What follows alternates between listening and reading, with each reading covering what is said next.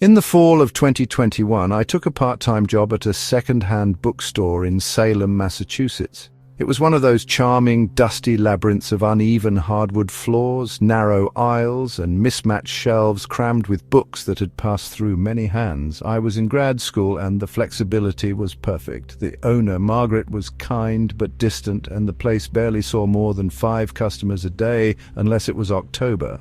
On my first day, she gave me one instruction that struck me as odd. Never reorganize the shelf labeled Local Law Private Collection.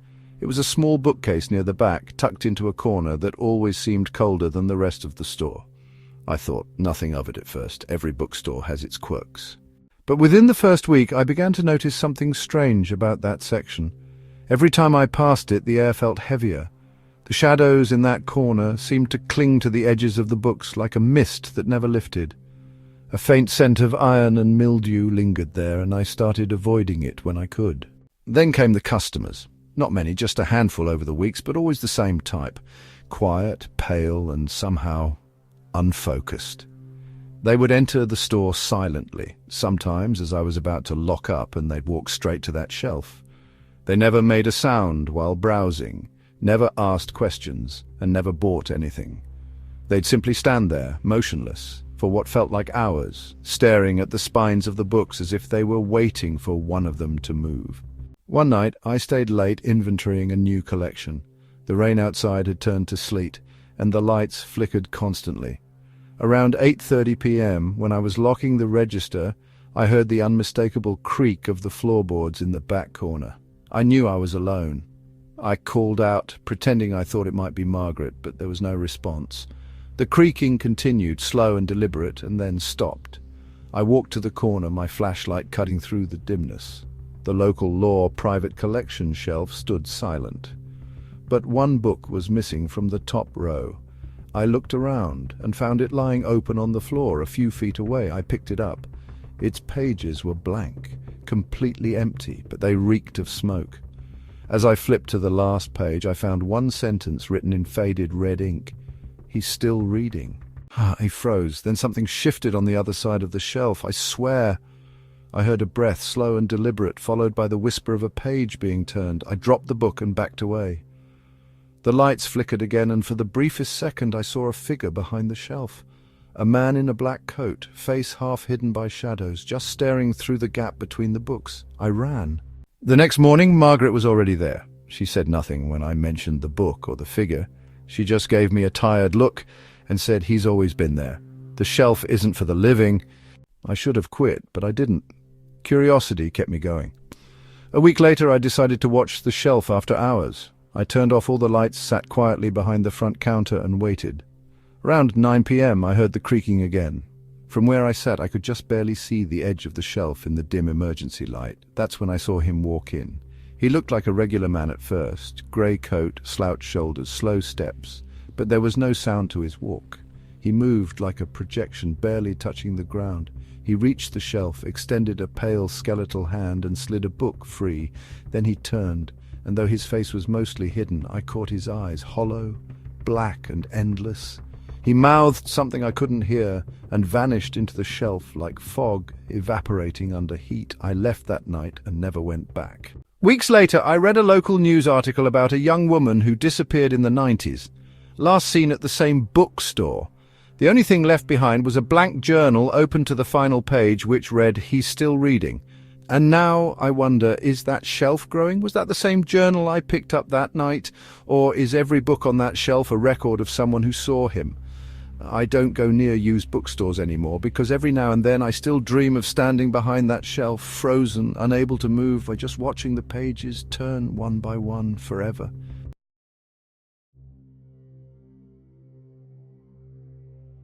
In the spring of 2018, I moved from Arizona to upstate New York for a job at a university. I didn't know many people in the area, and during one of my lonely weekend walks through the historic part of town, I stumbled on a place called Finch & Sons Antiquarian Books. The front was simple. Old woodwork, weather-worn signage, but it had charm. The kind of place where you expected to find first editions, handwritten letters, forgotten maps. A bell jingled softly when I stepped inside, and a man behind the counter, older, white-bearded and quiet, nodded without speaking. The interior was dim and tightly packed, with the smell of parchment and leather hanging thick in the air. I browsed for a while and eventually noticed a hallway leading to a back section roped off with a velvet cord. A small sign above the cord read, "Private, Staff Only." That's when I saw it. Tucked behind some shelves, there was a wooden door at the end of the hall. Unlike everything else in the store, it looked new. Polished oak, reinforced with iron rivets. And despite the lighting in the hall, that door always seemed cast in shadow. I asked the man at the front about it. He looked up from his reading, barely blinked, and said, "That room isn't part of the store." Then he looked back down and said nothing else. Of course, that made me curious. Over the next few weeks, I became a regular customer. I'd stop in on Sunday afternoons, buy something small, an old paperback, a postcard, a collection of essays, and always try to edge closer to the back. Eventually, I noticed something strange. The layout of the bookstore seemed to shift. Shelves moved. The corridor to the back would sometimes be longer or shorter or vanish entirely. Once, I swore I walked the same aisle twice, only to find it didn't lead to the register anymore. One cloudy day in May, the store was unusually empty. The bell above the door never rang after I came in. The owner wasn't at the counter. I waited a bit, called out, then decided to wander. The velvet rope to the hallway was gone. No sign, no cord, just an open path. I knew I shouldn't, but I walked down it. The air got colder with each step. My phone screen dimmed like it was losing battery, but the battery was full. As I reached the end of the hall, I stood before the strange door. It was unlocked. Inside was a small room, bare walls, stone floor, no books, just a table in the middle with a single lamp and a large leather-bound tome resting on the surface. The light flickered as I stepped inside. The moment my foot crossed the threshold, the door slammed shut behind me. I ran back to it. It wouldn't budge. There was no knob, no lock, just a flat slab of wood. Then the lamp went out. I stood there in darkness for what felt like hours. Every so often I'd hear the faint shuffling of paper, like someone was flipping through pages, but I wasn't moving. My arms were at my sides. I started shaking, whispering for help, but my voice felt swallowed by the air. And then I heard breathing. It wasn't mine. It came from the other side of the room, slow and deep and rhythmic, like someone watching, waiting. I pressed myself against the wall, shaking, and then the lamp blinked back on. The table was empty. The book was gone. In its place was a mirror, old and clouded. My reflection stared back, but behind me in the glass stood a tall, hunched figure draped in shadow, face obscured, arms impossibly long. I turned around in real space. No one was there, but in the mirror the figure moved closer. Closer, it reached out. I screamed. The lights blew out again. Something brushed my shoulder, cold and dry like parchment. The next thing I remember is waking up on the floor of the front section of the store, covered in dust. The man was behind the counter, just as before, reading a book. He looked up and said flatly, "You shouldn't go where the stories are still being written." I stumbled out without a word. When I returned 2 days later, the hallway was gone. There was no back room. I asked around town, and no one had ever heard of that part of the shop. Some even told me Finch and Sons had closed years ago after the original owner vanished. Apparently the store only opens now and then, when someone needs a story to find them. But the worst part? That mirror. A week after, I woke up in the middle of the night, sweating, heart racing. And in the reflection of my bedroom window, in the dark, there he was again, standing behind me, just watching, waiting.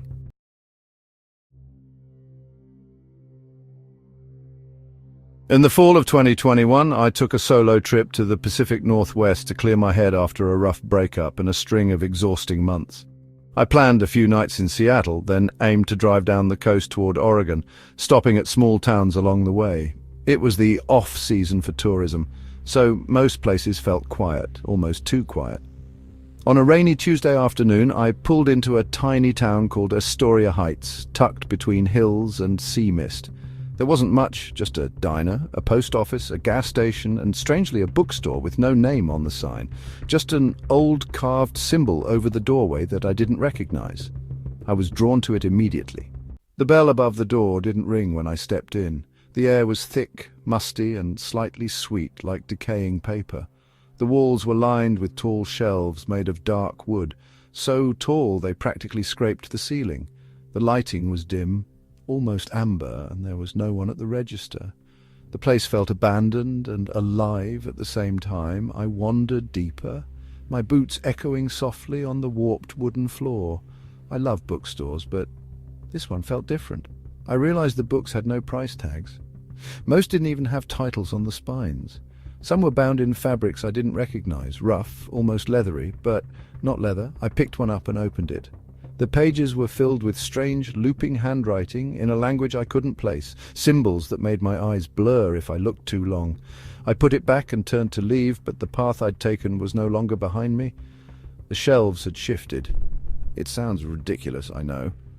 But they'd moved, or maybe I had. Either way, I was standing in a completely different section, and when I turned again, the aisle behind me had vanished too. I told myself I was just turned around, nothing to panic over, but then I started to hear the whispers. They came softly at first, just a few syllables I couldn't understand. Then more voices joined in, overlapping, weaving together in an eerie, unintelligible murmur that seemed to echo off the books themselves. I looked around, calling out, "Hello? Anyone there?" No answer. Just the whispers, a low tide of sound that seemed to push and pull at my thoughts. I started walking quickly, unsure which direction would take me out. That's when I passed a mirror. It was embedded into the side of a shelf, shaped like an old porthole. My reflection was in it, but it wasn't quite right. My face was still, unmoving, even as I breathed. It just stared back at me with a blank, slack expression. When I tilted my head, it didn't move. Then, slowly, its mouth opened. Not mine, the one in the mirror, and it whispered my name. I backed away fast, turned and ran in the opposite direction, books brushing my shoulders as I passed too close to the shelves. The layout had changed again. I burst into what looked like a reading area, an old red velvet armchair, a small table with a cracked lamp, and walls filled with only one type of book. They were all identical, black covers, blank spines. I pulled one down and opened it. The pages were full of detailed journal entries, my journal entries. Thoughts I'd never spoken aloud, dreams I barely remembered having, events I hadn't told a soul. I flipped to the last page. It was blank except for a single line. "He is behind you now." I dropped the book and spun around. Nothing was there. The whispers suddenly stopped. The silence was more terrifying than the sound. And then from the end of the aisle I saw movement. A figure, hunched and slow, stepped out from between the shelves. No face.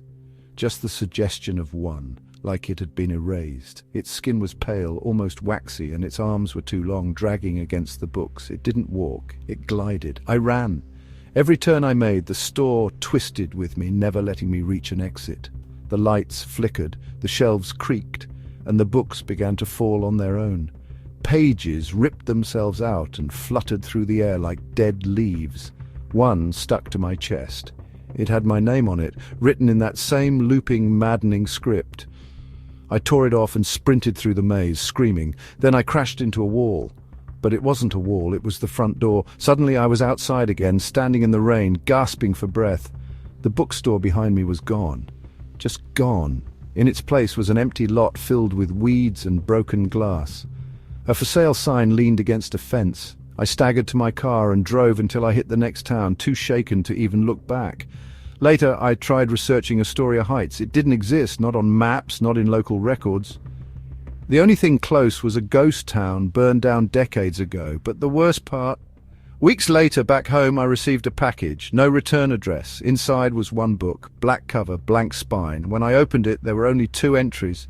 The first was the last one I'd read in that haunted bookstore, and the second entry had today's date, but it wasn't written by me.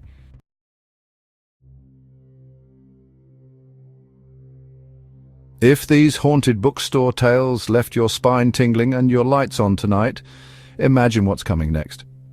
For more chilling true stories that blur the line between reality and nightmare, make sure to like, share, subscribe, and don't forget to hit the bell icon so you never miss what lurks in the shadows.